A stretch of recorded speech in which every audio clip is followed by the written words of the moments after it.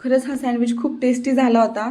वरतून एकदम क्रिस्पी आणि आतून एकदम जिभेवर विरघळणारा असा हा सँडविच होता. आणि ही रेसिपी तुम्ही पूर्ण बघण्यासाठी पूर्ण व्लॉग बघायचा आहे आपला. खरंच खूप हेल्दी रेसिपी आहे आणि सकाळच्या नाश्त्यासाठी, मुलांच्या टिफिनसाठी, संध्याकाळच्या छोट्याशा नाश्त्यासाठी खूप छान रेसिपी आहे. तर इकडे बघा मी पॅन ठेवला, पॅनमध्ये मोहरी टाकली, मोहरी छान तडतडल्यानंतर जिरे टाकलं.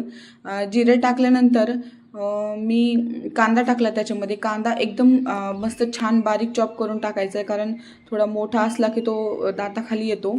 कांदा छान परतवत होता तोपर्यंत तिकडे म्हटलं चला कांदा परततोय तोपर्यंत इकडे आपण लसूण, हिरवी मिरची, जिरे आणि आल्याचा तुकडा असं मी सगळं छान बारीक वाटून घेणार होते. कारण हे सगळं असलं की त्या सँडविचची जी आपण म्हणतो ना सारण, त्याला खूप छान टेस्ट येते.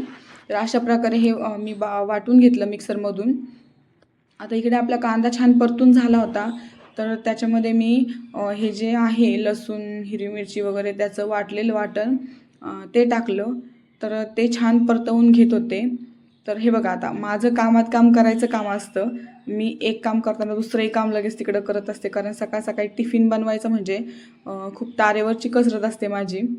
आणि मग बघा इकडे उकडलेला बटाटा मी स्मॅश करून घेतला मस्तपैकी आणि ते तिकडं छान परतलं गेलं होतं. मग लगेच त्याच्यामध्ये हळद टाकली. म्हटलं हळदही छान परतून घ्यावी. हळद छान परतवल्यानंतर लक्षात आलं की अरे कढीपत्ता तर टाकायचाच राहिला. मग तोही टाकून घेतला. तो तर आधीच टाकायला पाहिजे होता, पण विसरले होते, काय करणार आता. तर मग हे बटाटा आहे तो त्याच्यामध्ये टाकून घेतला. बटाटाही स्मॅशरने स्मॅश केला तर तो छान बारीक झालेला असतो, म्हणजे सँडविचमधून तो बाहेर निघत नाही. आणि हे छान परतवून घ्यायचं बरं का. जसं आपण बटाट्याच्या चटणीला वगैरे परततो ना, तसंच परतून घ्यायचं. आणि मग त्यात मीठ टाकलं. मीठ टाकल्यानंतर कोथिंबीर टाकली आणि कोथिंबीर टाकल्यानंतर परत छान एकदा परतवून घेतलं. आणि चला इकडे आहे आपली तयार जे आपण सँडविच बनवणार आहोत त्याची जे सारण असतं ते आपलं तयार आहे.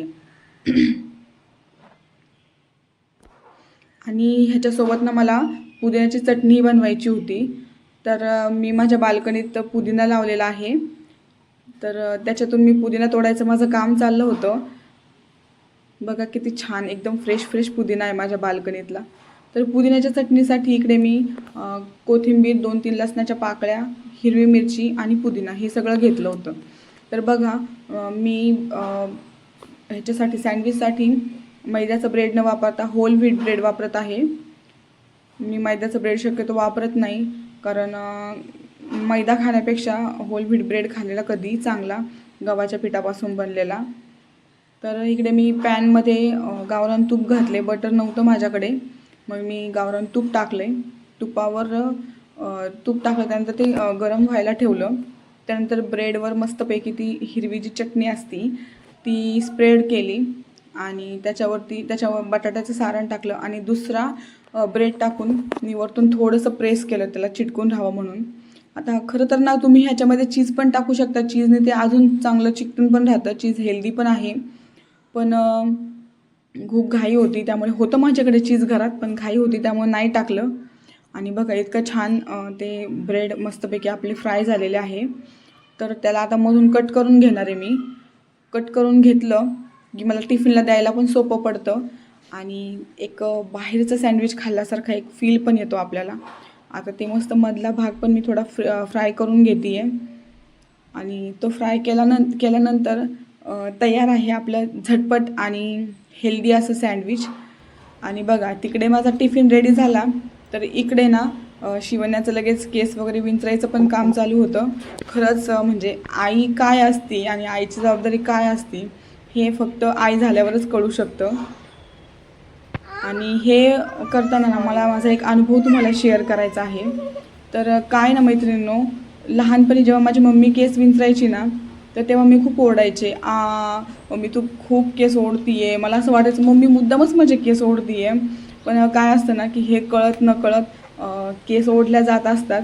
जेव्हा ते माझे केस स्वतः म्हणजे मी स्वतः माझ्या मुलीचे केस विंचरायला लागले आणि ती पण अशीच ओरडती. तिला वाटतं मी म्हणजे आईने खूप एकदम सॉफ्टली माझे केस विंचरावे, आईने असे ओढू नये. पण मी काय तिचे केस ओढत नसते, ते ओढल्या जातात.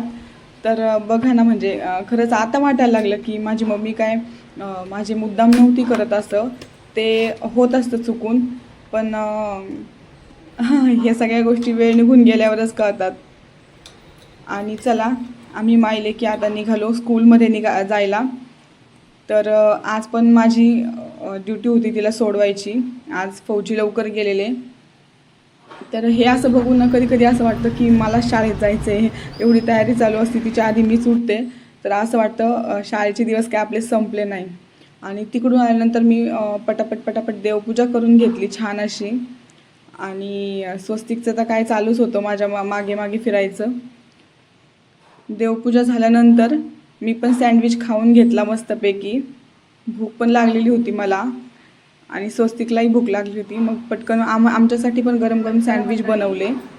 माझे सँडविच तर खाऊन झाले, खरंच खूप छान झाले होते, टेस्टी झाले होते. तर मी सगळं फिनिश केलं आहे, माझं झालं आहे खाऊन.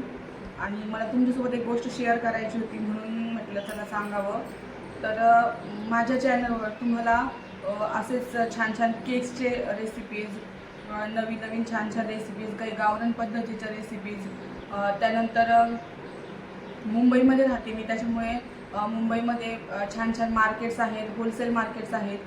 तर तुम्हाला मी त्या मार्केटचं व्हिजिट वगैरे, म्हणजे कुठे कसं काय असतं, कोणत्या मार्केटला कोणतं छान मिळतं, सगळं काही माझ्या व्हिडिओमध्ये तुमच्यासोबत शेअर करत राहणार आहे. तर तुम्हाला आत्ताच त्यासाठी माझ्या चॅनलला फॉलो करावं लागतं आहे फेसबुकसाठी. आणि जे यूट्यूबवरून व्हिडिओ बघताय ना, तर त्यांनी नक्की सबस्क्राईब करा माझ्या चॅनलला, कारण तुमच्यासोबत मी खूप छान छान गोष्टी शेअर करणार. तर आपला नेक्स्ट व्हिडिओ असणार आहे, मी एका मार्केटला घेऊन जाणार आहे मुंबईच्या तुम्हाला, म्हणजे माझ्यासोबत तुम्हाला व्हिडिओमध्ये दाखवणार आहे की कसं आहे ते मार्केट. आणि मुंबईतलं सगळ्यात स्वस्त आणि सगळ्यात मस्त असं ते मार्केट आहे. तर कोणतं आहे हे बघायला नेक्स्ट व्लॉग आपला यूट्यूब चॅनलवर येणार आहे, फेसबुकवर पण येणार आहे आणि इन्स्टावर पण येणार आहे. तर बघायला विसरू नका.